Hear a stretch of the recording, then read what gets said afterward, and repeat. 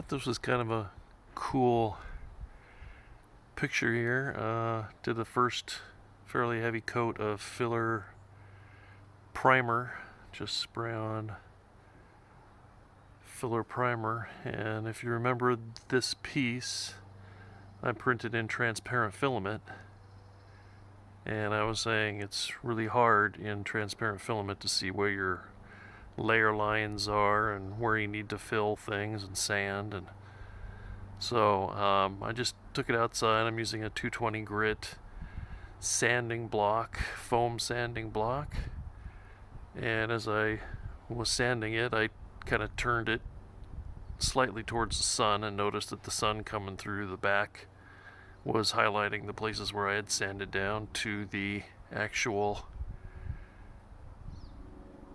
material through the primer.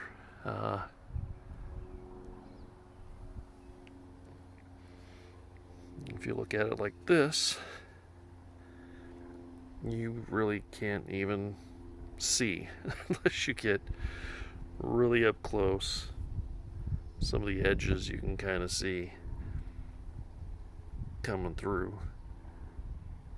But yeah, that's another reason why I would not choose transparent filament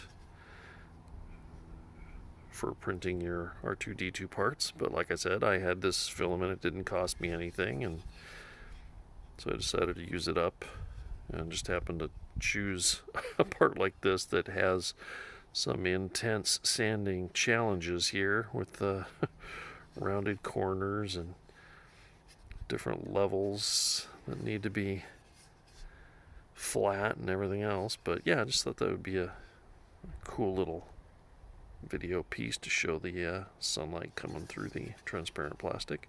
Again, those are two magnets in the back. That's what holds these onto the feet. This goes on the outside of the foot. Identical piece on the outside of the other foot.